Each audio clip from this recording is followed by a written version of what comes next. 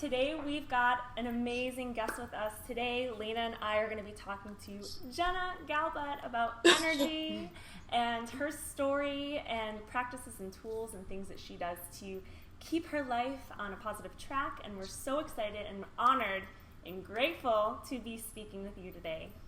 Thank you. I feel the same way, truly. Thank you for having me. You're welcome. Absolutely our pleasure. So a little bit about Jenna. She is a teacher, healer, writer, and speaker.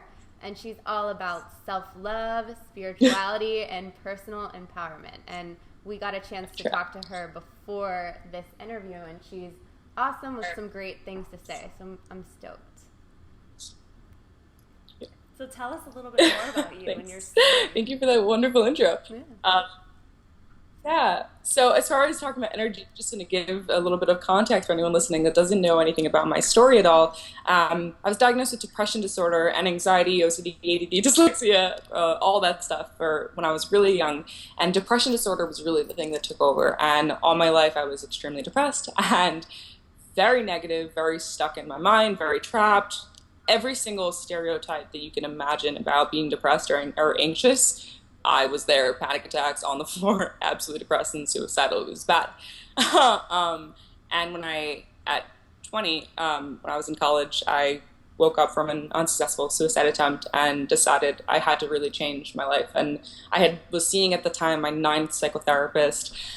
And I was like, okay, this isn't working. I really need to do something else. And that's where the journey inwards really began. And that's when I started really researching and letting go of the stereotypes or the notions that society kind of puts on us. And I really started letting go and really trying to find what is true for me and really going into this internal world of finding what energetically is balanced with my actual energy and really doing that. So all of my work, and I also have done life coach training and yoga teacher training, so I do have that knowledge as well, but I really think that the knowledge that's so important with energy, this is for anyone, it's going inwards and finding what works for each of us. So the knowledge that I have is really experimental, and it's all things that have worked for me and clients that I've worked with so far. So I'm really excited to share some stuff with all you guys, and I'm really excited to hear your stuff too, and I'm really excited about this mission that you guys are doing, because this is so vital and so important for all of us to live a good life and make our world awesome. I have the chills. Yeah. So tell us a little bit about what energy means to you. Okay, so what energy means to me, honestly, it's really simple. Energy is life. Energy is life. There's nothing, every single thing we're looking at is energy. I'm a huge fan of quantum physics. Like, to a nerdy point, like, love it.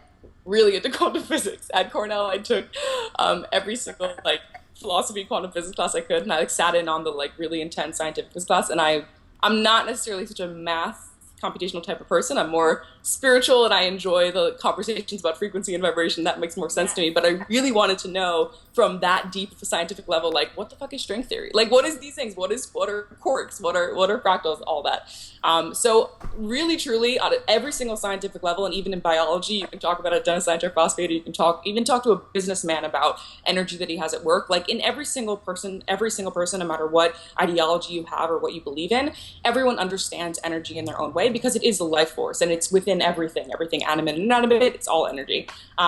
So that's what energy is to me. And of course, there's lots of different types of energy. Yeah. And it's important to really get a feel for that and try to not be judgmental, but be discerning and start choosing what energies do you want to align with. Nice. So that's the big thing. I love that you have that scientific background and knowledge of it. I think that's such a cool thing to bring to the table when this concept can be considered woo-woo to a lot of people. Yeah. So it's very real. It is. I'll tell you 2 books that are amazing, and they're digestible. They're not, actually, I'll tell you a few books. One, if the quantum physics stuff are you into it? It's Brian Greene. It's called The Fabric of the Cosmos. Ooh, never heard of amazing, that one. Really awesome. It's awesome. Fabric of the Cosmos. Right. And then the 2 really awesome books, both by women. One is called Field. Okay. One is called The Field, and it has really interesting experiments with astronauts doing. I'm not going to ruin it for you. Just read it. The Field. And the other one is called Frequency. Okay. Yeah. Perfect. They're awesome. I love that you knew this right off the bat. This is I'm just so perfect. I'm a student. Yeah. Love. We couldn't have planned this better. The wealth of knowledge. So yeah, so all about, and it's also all about finding out the ways of talking about energy in a way that's digestible to each person. Totally. And everyone always has their own way of understanding it. Yeah. So I find it useful to know a few different ways. Yeah. So yeah. Yeah. How do you guys typically talk about energy with your type of people? So like I think the energy is a lot like, so obviously it's a vibe, it's a vibration that you give off that's very subtle that everyone can feel, and you can't really fake it. And I think it's composed of your thoughts and your feelings and your emotional patterns and your mental patterns and all this underlying stuff. And it's I think you can undeniably feel it no matter what you do or how you try to cover it or whatever. Your energy always comes through and is felt by other people. And I think that you can change it and, you know, get yourself into a good state. Totally. I think it's completely a reflection of your inner state and how you feel, projected outward almost. Yeah. So like if someone walks in a room and you're like, oh my gosh, I love her energy. You can just, she seems really like upbeat and positive and high vibe. But maybe the next day that same person walks into the room and has a completely different energy. Maybe, you know, they had a bad day or something happened to them. And so it's something that fluctuates, and it's something we can control. Yeah. So as far as projecting out, Heart Math Institute actually did this study where they say that the heart actually projects 30 miles out. So that's why when you're like walking down the street or you walk into a room, you can get that sense immediately of like, oh, I got to talk to that person. Or, ooh, I got to stay away from that person. Yep. Yeah. It's an actual physical thing that we can feel in like an energetic body. Because there's not just this physical body. It's we got some other stuff going on. So that thing actually happens, which is crazy. It's crazy, and it's like sometimes you don't even know why you feel a certain way about a certain person. Yeah. Because it's all like, you know, sensory. You just feel it. Yeah. So that's interesting. That's cool. Yeah, it's so cool. It's the coolest thing ever. And with relationships, like whether they're romantic or not, there's always this alchemy, this real alchemy between you where these two energies are coming together, and you're kind of like in like a soul stew, like you're in this pot, like brewing, and you're like feeling it, and it's not even about the person often, like a lot of the times it's always about what's the mixture and how are energies meeting and how are they combining and how are they clashing in these moments. It's always really interesting how energy works like that. Yeah. Totally. Wild. Yeah. So how does energy personally affect your mind, body, and soul? So like energy deals with all three. So how do you feel about that? How does it affect you?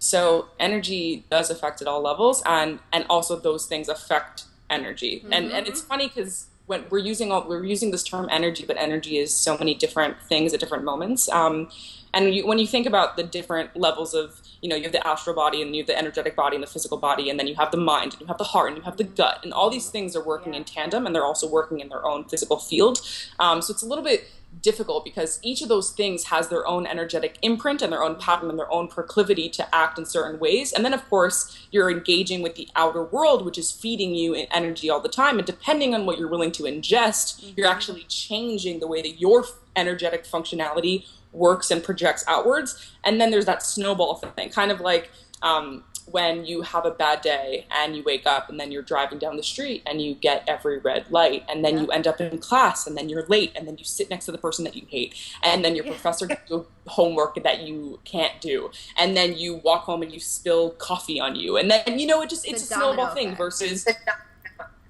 the domino effect. And then there's those other days where you're feeling amazing and everything's going great and you're only thinking good thoughts and you're seeing everyone and you're like, oh, that's a lovely person. What a wonderful sweater that one's wearing. You know, whatever it is, it's just like everything's jolly and blissful and wonderful. And it's so funny because it's working at such a different level. So at the mind, there's thoughts, there's good thoughts, there's bad thoughts. I hate using those judgmental terms, but nonetheless, you have to be distinctive in this world. You have to choose what's right for you. And so there's the thoughts that hurt you, there's the thoughts that help you. And depending on the ones that you're willing to think about, suddenly you start thinking about them. You think about them for 70 seconds longer. It actually initiates a neurochemical reaction in your body. So if I think for something happy long enough, I get a rush of dopamine into my system. And that goes into my whole entire body. And then I feel in my body like I can jump rope or I want to walk around. And then when I do that, my gut starts producing more serotonin, and serotonin's been linked to depression and happiness, whatever. So that starts happening. The other way around, it's the exact same thing. So, and I'm not going to say that it starts with the mind, but it's one of those things where we don't, again, it's like the chicken or the egg. We don't exactly know where the process starts, but nonetheless, at any stage of this process, you can change it. And then the process of changing it is, okay, let's say I'm having a really shitty day. If I go work out, and while I work out, I listen to a really amazing motivational whatever, and I'm like, okay, awesome, I'm feeling my body, I'm feeling better, then I could start choosing better thoughts. Once I start choosing better thoughts, then maybe I can eat something that makes me feel good. Then once I eat, maybe then I could drink more water. Once I do that, then maybe I can have a conversation that's really great for me. Maybe then I can go like meditate for 2 hours instead of 10 minutes. It's all about making those incremental steps and noticing that it's never about all in one moment taking that holistic change, mind, body, spirit, right there, right now.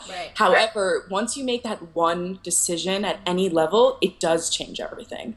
And so, yeah, I'm not even sure what your question was or if I answered it. But you nailed it. That's exactly what I was looking for. It affects all three. Basically, it's all a snowball effect. So I think that's amazing. I love what you said. It's like the tiny little shift. Like you might just feel guided to go work out and listen to something. Take that conscious step to change something. It doesn't just happen out of thin air. Like we can make conscious changes to do that. So I love that. Is there any other like tools or practices that you do to like get out? Let's say like you're having that horrible day where you're hitting every red light, you spill your coffee. What's like your go-to thought or exercise that you do on yourself? Okay, so there's a few. As far as having a really bad day, it works for me, but laughter, I know that sounds kind of crazy, but when I'm in that red light and I'm just like, fuck, everything sucks. And then I'm like, you know what? This is a cosmic joke. Like, how hilarious. And then I make myself laugh. It's like laughing yoga. It's like a real thing that they practice in India. And you just make yourself laugh, and after about 30, 40 seconds, you find yourself laughing uncontrollably and having the best time alone in your car, like just by yourself. And you're like, oh, wow, everything is great. And you could turn it around so quickly. Another thing that I do, and this is for any moment, it's not necessarily about, oh, if I'm having a bad day, I do this. But if I'm ever trapped in one of those mind things that the mind likes to do, because that's just what the mind is, I do this thing with, I wonder if you can see my hand. So I go, you are here right now. And I do it over and over again with both of my hands. I just, over and over again, I try to bring myself back into my body, and I touch each finger and I go, you are here right now. And then, palm face open. And I do that more and more, and I start bringing it into the body, because as soon as you make tactile, real, tangible feelings, your mind kind of shuts up a little bit, because it's like, ooh, you're diverting my attention. I have to do an activity right now. I need to focus. And when you bring it into each state of awareness, it's like, I don't know what it is. There must be some kind of magic in this. I'm telling you right now, it really works. And then doing it over and over again and sitting there with both hands doing it. And then you start aligning your breath. And as soon as you align your breath and your spine gets straight, you have some more kundalini flowing through you and life force energy, and you can start taking deeper breaths. And it's a huge, I honestly think breath work is one of the biggest changes you can do. It's just, we teach that in our course too. And I love, like, I feel like this exercise, it helps you get very present in your body. And when you're present, you can't also be in your mind so much. I think that's a beautiful, I love that. It's kind of like, I love what you said. It's like just kind of detaching from like the monkey mind almost. It's like getting your mind to shut up for a second. And I think that really is the way out of those moments sometimes, is just like getting really quiet and breathing. Like the power of breath is like, it's crazy. You can feel like shifted almost instantly. Yeah, it's unbelievable. The other thing I'll say, which seems counterintuitive, I find that even sometimes in the spiritual positive community, sometimes there's a almost dissociation from the negative stuff that seems to be asked to do or whatever. And while choosing to be positive is amazing, I also think there's a really, sometimes to get positive, it actually makes sense to allow yourself to go negative. So telling yourself, oh my God, I can't think this out, I'm not allowed to think this out, okay, quickly change, it doesn't actually work, and it makes it worse. And sometimes what I'll do, it's kind of crazy, but I'll take out my phone and I'll set an alarm for 90 seconds. And I go, okay, in 90 seconds, you're allowed to say every crazy thought that you have right now, just go, say it. And I find that, like, maybe even 17 seconds in, 30 seconds in, I have never hit 90 seconds where I'm still rambling. And I do it with my clients also, who aren't as practiced, who have much more mental patterns that they're working through. And they also, they're like, oh. I guess that's it. Yeah, exactly. And they're sitting in that moment of space where they're allowed to say the craziest negative things that the mind thinks, and they're just like, oh, I guess that is it. And then they're like, oh, okay, that's not that bad then. And it's just the funniest thing when we allow ourselves, okay, wait, this is what the mind does. This isn't even me. And for a moment, just understanding that and allowing it to do its thing. And then also retargeting it with an activity, getting clear, do breath work, do motion, do this, do whatever. And it just brings you back to the moment. So all those things. And also, anyone listening, everything I do that is the most beneficial, I didn't hear it in a book or whatever. It was like through trial and error. And I think for everyone, there's something perfect for you. And I think it'll come from within if you give yourself the space to allow it to show up.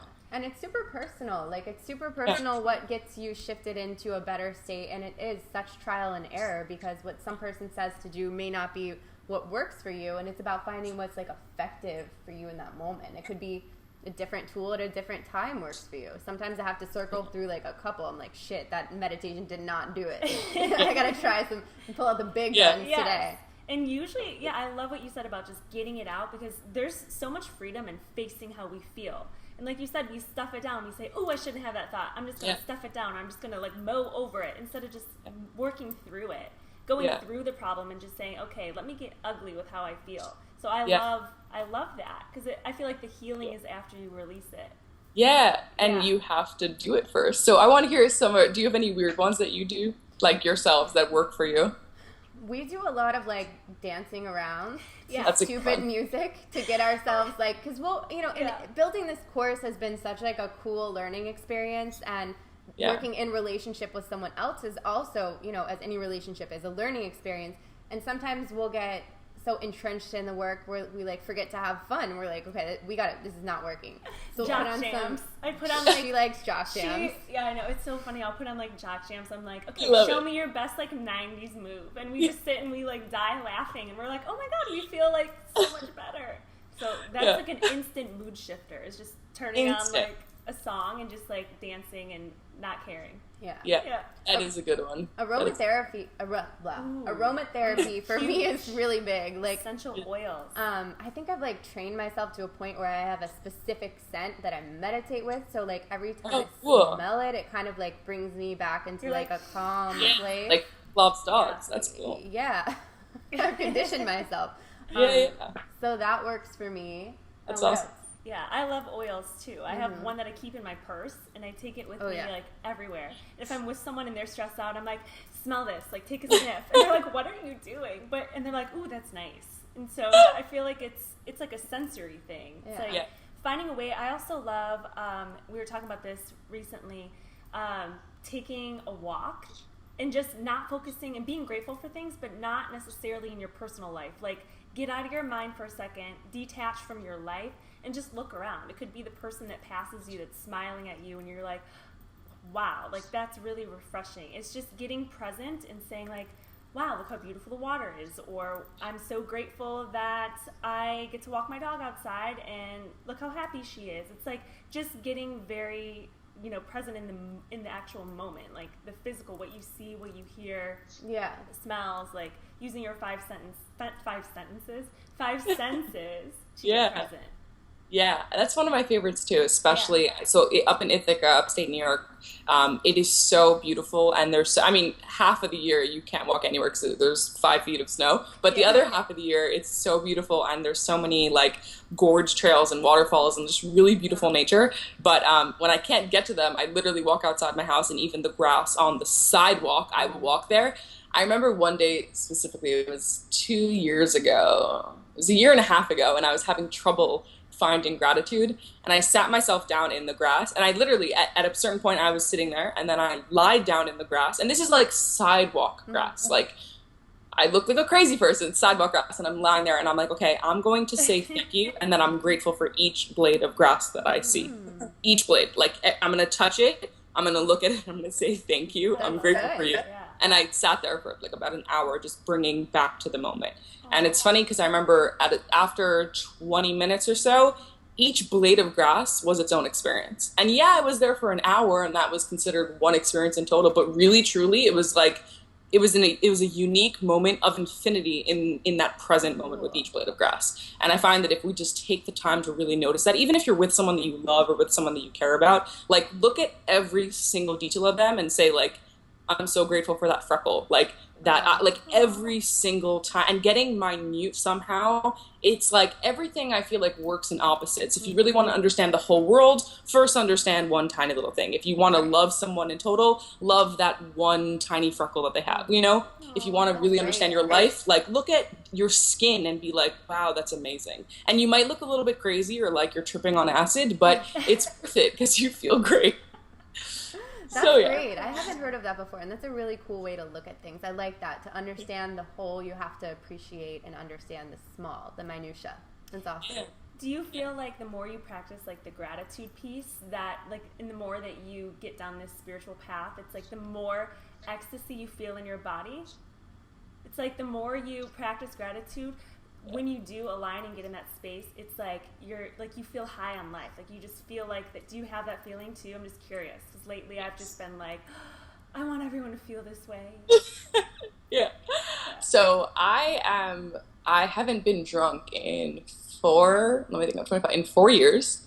I haven't done any. I used to be a very big drug user and haven't done anything in 3 years. Include the last thing was like that ceremonial type stuff, not recreational use. But anyways, so been very sober, but also the most high and out there and like literally blissed out I've ever been. Like more than ever on any drug or anything that I used that came from the external world to get me into that state. I have never felt what I feel now in my day-to-day life. It's like a minute away from orgasm constantly. Like it's not like I'm literally having a blissful sex with everything in my world. Because it's like sex, when it really comes down, it's unity. And when you start being grateful for things, you notice there's no difference between me and this computer. There's no difference between me and you. There's no difference between me and this paper. There's no difference between me and the water. And you start realizing, as soon as you become grateful for those things, you can be grateful for yourself. And it just goes over and over and over again. So yeah, the level of bliss and highness, or whatever you want to call it, is just unreal when you practice gratitude. It's unreal. Yeah.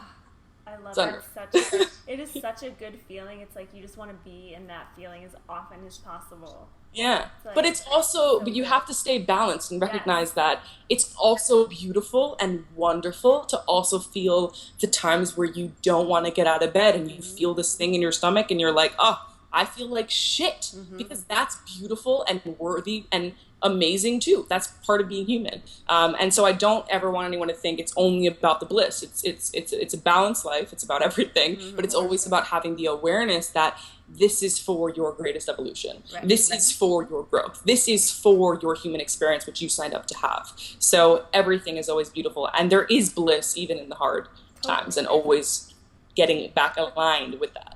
And looking back and having that lesson to share. I mean, I'm sure it's helped your practice in coaching and in teaching and, you know, doing a lot of healing and things. It's like looking back and being able to like see that person and their innocence and their perfection, and knowing that everything that we go through is just a process. It's a learning lesson.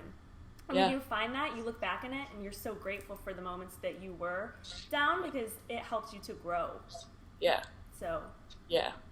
Truly. If anyone's listening to this right now that is in that moment now and you don't believe that it's gonna stop, or that you don't think that there's anything else beyond this, I promise you that there is, if you want there to be. If you want there to be. Because and we've talked beforehand, and we've all been there at a certain point, and I would venture to say that most humans, all humans, have been there at a certain point. And in those moments, there's always that fear and that worry and that thinking of, I'll never get out of this. And I promise you, it's not easy, but it is simple, and it's just a matter of taking simple steps and doing it long enough that the old habits, because they're just habits, they're not you, they will fall away, and picking up new patterns really becomes easy, and then you just fall in, and it just snowballs into this wonderful, great, blissful, orgasmic experience. So, yeah. Do you have any like daily practices you use to get your mind, well, we went over some mind things, but body, soul, like maybe rituals in the morning, or like anything special to you that works? Yeah. So I actually went through, I've done a lot of different phases of rituals, and it's hard because I travel for speaking and coaching and whatnot. So it's been interesting not have like switching my phases of rituals. As of right now, I have a bunch of things that I don't do. Like I don't set time to say, okay, you have to do this. I have things that I need to put in my day. So, and I know that whenever I feel them, I have to do one of them. And then there are some times at night where I'm like, oh, like I didn't do my 3 gratitudes during the day. So I'll lie down in bed and I'll be like, okay, you have to like, and I don't just say them. It's like, it has to be a full body experience where like I feel them. But you know, it's funny. It's become so routine at this point that it's not something I've had to tell myself to do. Like, I can't even remember the last time that I like skipped it or didn't do it because I'm constantly doing gratitude all the time. So gratitude is huge. Breath work, I do a lot, like 3 times a day minimum. And it can just be 5 minutes sometimes. And I really like the square meditation. It's like, take a deep breath in, 4 seconds long, hold 4 seconds down, out 4 seconds over, hold 4 seconds, and you just go on and on and on around thoughts. It's my favorite thing, and out of all the breathing techniques that I've taught my clients, I think that's the overall favorite of everyone's. And it's unbelievable. Like I can't begin to explain. You have to try it, and it just resets everything. So breath work, it's something I really do like 3 times a day. Another huge thing I'll tell you right now, this is a little bit no, it's not off topic. So like, I am very interested in like, in making things almost like following them statistically or actually watching these sorts of things, and making them tangible. So at one point I took like every kind of personality test available to me, and I'll tell you just one that's really important is just the Myers-Briggs-Young typology test. And one thing that's really important is understanding your level of introversion versus extroversion. And learning that was huge for me because and it changes, so you have to take it quite often, but I've always been, my natural proclivity is to be a very intense introvert. Like I could stay at home alone and not see a human for 2 months and be happy and like alone, no interaction, gone. And so at a certain point you realize, okay, if I'm acting in a way that isn't aligned with my natural mechanism, my body that's built for a certain thing. So when I'm doing too much that's out in the world, my energy is physically depleted. It is depleted. This isn't like a opinion, it's depleted. And so knowing who you are and what kind of energy you need, you kind of got to start doing that. So after I have like a speaking engagement, I'll come home and I will not do anything for like 2 days or 3 days. And even my partner knows, like, we're not allowed to go outside. Like, we're not allowed to go to restaurants. Like, we're not allowed to do anything. Like, I have my fruits and vegetables there, and I usually do like a detox type of thing to like bring me back and let go of some of the stuff I picked up. Ooh, that's good. So that's a huge thing. And just so the level of, I'll say this, it's not necessarily rituals, it's just maintenance. It's really maintenance. And it's realizing like anything that you do, it's an energy game. You're either depleting yourself, you're putting something out, or you're putting something in. And even putting something in, the level of ingestion, I don't even know if that's a word, but the level of things that people are ingesting without realizing, it's obscene. And so that's a huge, if I had to say, what do I do daily? I track what kind of energy I'm ingesting, and I don't allow it to be certain things. And if there's ever a level of like depletion, which I'm so keen on noticing now, I'll do one of my things. It's like, it's really as simple as that. And so there's constant maintenance going on, and the other thing really simple is divide your body weight in half and drink that amount of ounces in water. Oh, that's good. Really simple, but you just, so key. It'll change your life. Yeah, it'll change your life. That's awesome. Perfect. Yeah. Amazing. Thank you so much for this. I don't know. I love you. I think your work is beautiful, and I'm so glad that we had the chance to get to know you more and to share your story. So again, if you want to find Jenna, I'll link it below. It's jennagalbut.com. We'll have all her information there. You can go find her, and thank you again. Yeah. Of course. Thank you.